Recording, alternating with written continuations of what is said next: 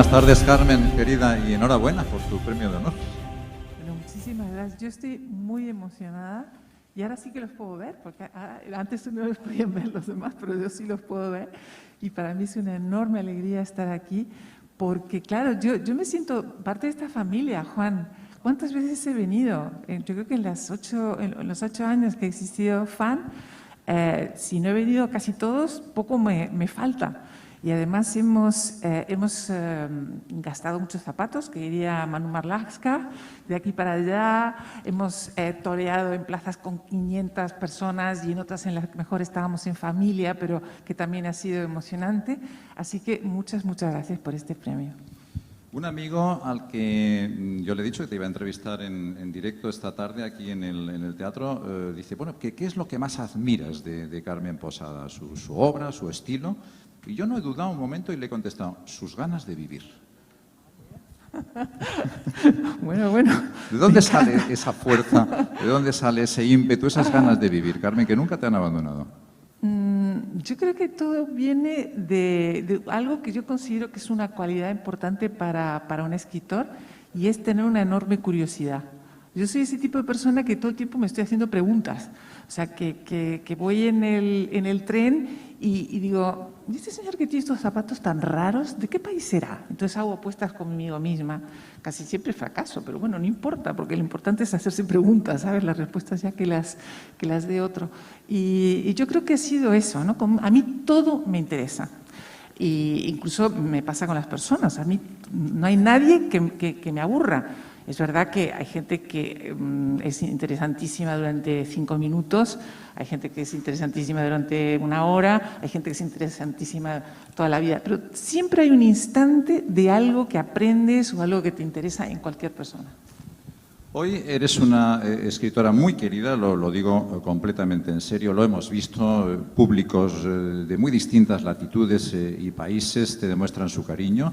Los lectores te siguen desde hace mucho tiempo, pero esto tuvo que tener un principio, Carmen, cuando eras una niña y soñabas con ser escritora, o tal vez con llegar a donde has llegado.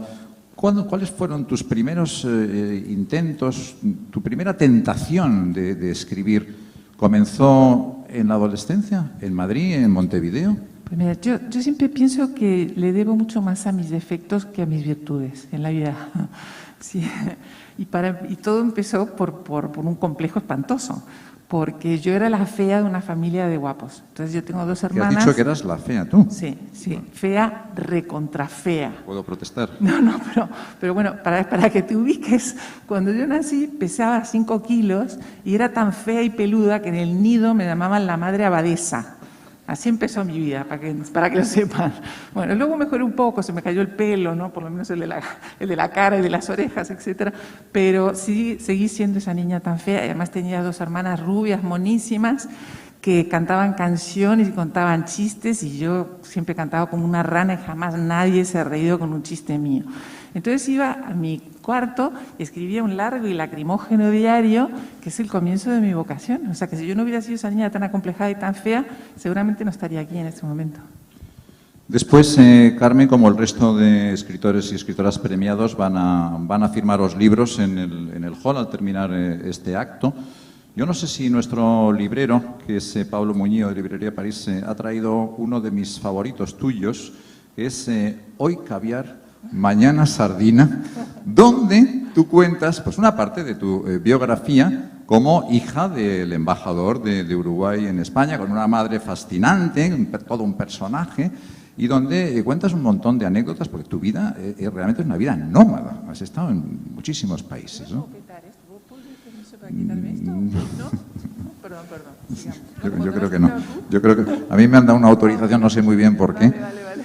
Pero una vida nómada, has estado en varios países, de alguna forma te marcó esa vida, y luego también el ambiente que se vive en las embajadas. Conociste muchísimos artistas, pintores, políticos. Sí, este libro, que lo escribí a medias con mi hermano Gervasio, se llama Hoy caviar, mañana sardinas, porque es un poco como la metáfora de la vida de los diplomáticos, ¿no? Que un día estás tomando, yo qué sé, caviar con la reina de Inglaterra en Buckingham Palace, y 3 meses más tarde estás tomándote un grasiento bocadillo de sardinas en una oficinucha porque a tu padre lo han mandado de vuelta a Montevideo y en unas circunstancias un poco precarias, ¿no? Entonces, yo creo que eso ha sido una gran enseñanza para mí en la vida, porque yo he estado en todas las situaciones habidas y por haber. Y además lo agradezco, porque lo que no me hubiera gustado es tener una vida plana, digamos, ¿no? Prefiero mucho más la montaña rusa, y créeme que en mi vida he vivido mucha montaña rusa. Has conocido a mucha gente con poder, Carmen, a presidentes de gobierno, ministros. ¿Qué es el poder? Pues mira, yo lo que descubrí cuando estaba en los aledaños del poder, tanto en la época de mi padre, que íbamos a, pues, conocía gente como Nixon, fíjate lo vieja que soy, ¿eh? Qué barbaridad. O a Zhukov, que es un héroe de la Segunda Guerra Mundial y cosas por el estilo. Bueno, pues, y luego en la época de Mariano, mi marido, también conocí a mucha gente poderosa. Y descubrí 2 cosas. Primero, que la gente que normalmente piensa que todo hay como una conjura y hay unos seres misteriosos que están ahí en Suiza, en una montaña, que acarician un gato y que planean cómo van a hacer el mundo y van a acabar con, yo qué sé, con los enfermos y cosas por el estilo, todo eso es una fantasía. Yo lo que he notado en los aledaños del poder es una enorme chapuza, o sea, todo sale de puritita casualidad. La gente está improvisando permanentemente. Y yo te voy a contar una anécdota que me contó una vez Leopoldo Calvo Sotelo, que yo creo que ilustra mucho lo que es la mística del poder y lo que es el poder realmente. Bueno, pues Calvo Sotelo me contó que cuando él llegó a presidente, ¿te acuerdas que llegó como muy precipitadamente porque Suárez había tenido que ir corriendo? Yo me tengo que quitar esto un segundo porque si no, no puedo hablar. Un minutito, que estás muy lejos. Sí, por supuesto, respira un poco. Sí. Pido perdón, porque si no, no puedo hablar. Bueno, no, te contaba que Calvo Sotelo dijo que, me contó a mí, que cuando llegó a la Moncloa, y entonces Suárez había marchado precipitadamente y él, bueno, llega ahí como un extraterrestre, claro, no sabía ni qué hacer y era una situación muy complicada. Y entró en el despacho y vio que había una caja fuerte. Y entonces dijo, bueno, ¿y qué hay en esta caja fuerte? Pues no sé, porque claro, como Suárez ha ido tan precipitadamente, no tenemos ni idea de qué hay en esta caja fuerte. Entonces, bueno, pues lo primero supongo que habrá que abrirla, ¿no? Porque había unos secretos nucleares, algo tiene que haber ahí importantísimo. Bueno, no aparecía la llave por ningún lado, no había manera de abrirla. Al final llamaron secretamente a un cerrajero, vino, el cerrajero con un soplete abrió la caja fuerte. ¿Y qué había dentro de la caja fuerte? Las instrucciones de cómo abrir la caja fuerte, no había nada más. Y esa es un poco, para mí, la metáfora del poder. Todo es una gran parafernalia que en el fondo dentro no hay nada. Yo no sé si Felipe II tenía caja fuerte en el Escorial, no lo sé. Pero tú nos metes aquí de cabeza en tu última y extraordinaria novela, La leyenda de la peregrina, en la corte española, en los Austrias primero, luego en los Borbones, pero lo haces de una manera muy poco convencional porque nos invitas a leer una serie de novelas dentro de la novela de la peregrina, inspiradas en una perla. Esa perla, mágica, enorme, refulgente, misteriosa, apareció en Jamaica, en Panamá a finales del siglo XVI, y ha tenido un recorrido extraordinario de corte en corte, de princesa en princesa, hasta llegar a manos de Elizabeth Taylor. Y parece ser que fue la perla, la historia de la perla, la que te inspiró, la que te hizo el clic para empezar a construir esta novela. ¿Llevas perlas hoy, por cierto? Bueno, lo que llevo es que estoy encantada porque me han hecho un regalo, una joyera mexicana me ha fabricado esto que llevo colgado aquí, que tiene el mismo tamaño y la misma forma que la perla peregrina. Lo que pasa es que es una reinterpretación de la perla hecha en oro, y entonces, bueno, me la he puesto para que me traiga buena suerte y para que te pueda contar te cuento cómo surgió la idea de la novela, ¿no? Bueno, al morir mi madre apareció un anillo que ella tenía con un zafiro y que siempre contaba que su abuela lo había tenido como un broche y su bisabuela como un colgante. Entonces yo me puse a pensar que si esa piedra pudiera hablar, contaría un montón de secretos que siempre quedan en las familias. Hay montones de cosas que nunca se hablan, ¿verdad? Y entonces yo dije, bueno, ¿qué cantidad de cosas habrá visto esta perla de mis, digo, mejor dicho, este anillo de mis antepasados? Y entonces, en un momento dado pensé escribir la historia de este zafiro. Pero claro, estábamos hablando de 2 generaciones, 3 a lo máximo. Luego dije, bueno, este mismo ejercicio se podría hacer con otra joya. Y a mí la perla peregrina llevaba muchos años guiñándome el ojo y yo no me daba cuenta.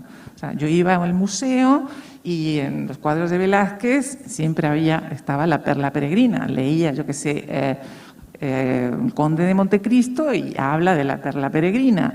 Y lees, yo qué sé, crónicas y por todos lados hablaban de esta joya mítica.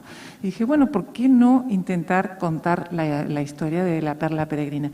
Entonces, lo que he hecho es tomar distintos personajes, o sea, crear una situación con cada uno de los dueños de la perla, ¿no? Empezando por Felipe II, que se la regalan nada más pescarla, la traen a Europa y se la regalan a Felipe II, y después va pasando de mano en mano hasta llegar a Hollywood. Felipe II, Carlos II el Hechizado, Napoleón, que también tuvo en su poder la famosa perla peregrina, y una escena maravillosa, Carmen, que la cuentas prodigiosamente bien, en la cual se conocen Elizabeth Taylor y Richard Burton rodando Cleopatra. Ella, Liz, ya vestida en el plató de la reina Cleopatra, Burton con una descomunal resaca, trajeado de Marco Antonio, y Elizabeth Taylor, para reponerlo, le pide un café con leche y se lo va dando a cucharitas. Ahí se enamoró Burton, claro. No ahí tuvo cayó más remedio. frito, claro. Sí. Y luego le regaló la perla peregrina como prueba de amor a Elizabeth Taylor. Claro, se la regaló un poquito más tarde, o sea, ellos se conocieron durante el rodaje de Cleopatra, como tú has dicho, y bueno, se casaron, que fue un escándalo, porque claro, cada uno estaba casado por su parte, y entonces, bueno, tuvieron que romper sus matrimonios y se convirtió, bueno, no ha habido, no creo que ni Brad Pitt y Angelina Jolie a su lado, la verdad es que son como 2 párvulos, porque fue un escándalo y por otro lado una gran historia de amor.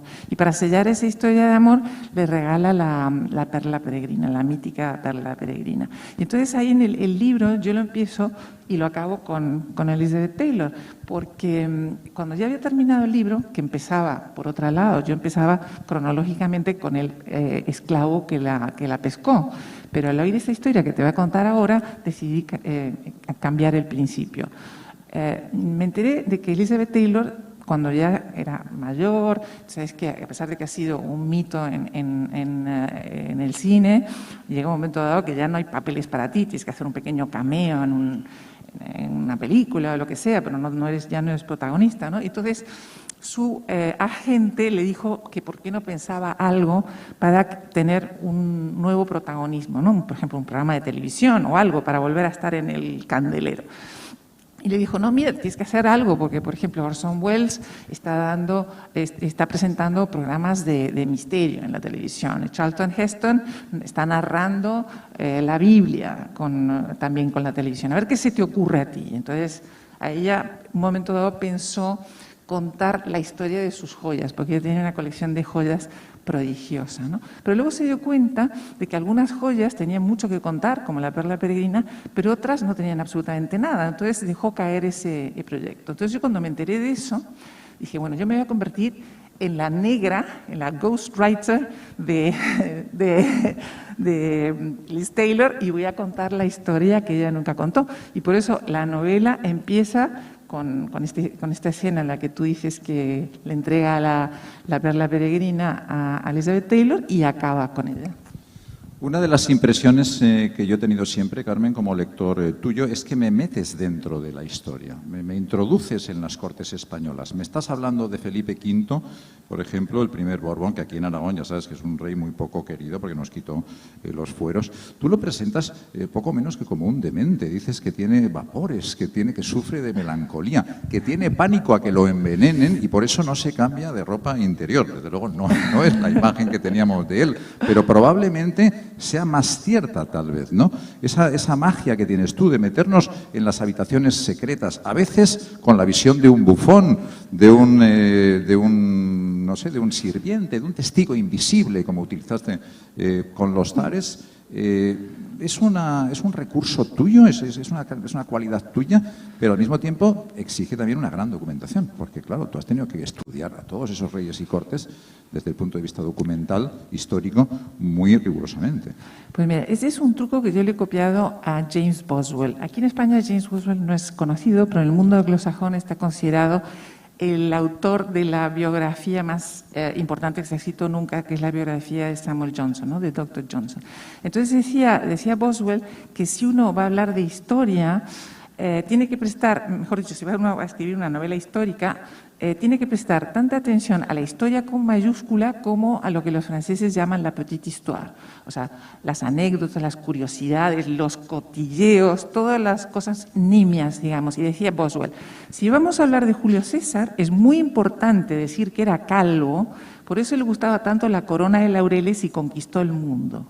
Así que tú desde lo pequeño, desde lo más anecdótico, puedes comprender mucho más a un personaje. Entonces, yo lo que he querido hacer con esta novela, y procuro hacerlo siempre, es contar la parte más humana de los reyes, ¿no? y de los personajes célebres.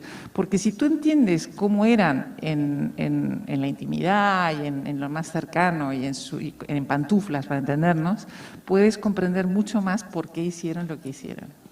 Otra de tus querencias y especialidades, Carmen, es la novela policíaca, la novela negra. Tú conoces muy bien el género, has leído muy detenidamente la novela de Sherlock, de Chesterton, también todo lo moderno, Agatha Christie, etcétera, etcétera, y has escrito unas cuantas magníficas novelas policíacas con una gran técnica. ¿Cómo definirías el género? ¿Hay que basarlo en la curiosidad, en el enigma, en la truculencia? ¿Hay que combatir la maldad? ¿Es pura diversión? ¿Es puro ocio? ¿Es fantasía? A mí me gusta la novela policíaca porque en realidad es una coartada para hablar de la sociedad. O sea, tú estás narrando un asesinato truculento, pero en el fondo lo que estás hablando es de las pasiones humanas y de cómo es la sociedad en ese momento determinado. Y entonces, bueno, obviamente, por suerte la novela negra es tan sensacional que admite casi todas las variantes posibles, ¿no? Hay desde las más negras, turbulentas, yo qué sé, hasta las gores si quieres, o luego te vas al otro extremo, que es las novelas policíacas más psicológicas o más elegantes, ¿no? Yo de todas maneras debo decir que si pienso que por lo menos para mí, para las que a mí me interesan, tiene que tener un ingrediente para mí y es el humor. Porque es verdad que las cosas que refleja la novela histórica, que son las bajas pasiones y el lado más feo del ser humano, si no le pones un poquito de humor, aquello es angustioso, ¿no? Así que yo, por lo menos como lectora de novelas policíacas, las únicas que me interesan, y te voy a decir que en el género policíaco y en todas, son las que tienen humor. Pues con esta invitación a la sonrisa, tiene Carmen una novela magnífica que se llama Invitación a un asesinato,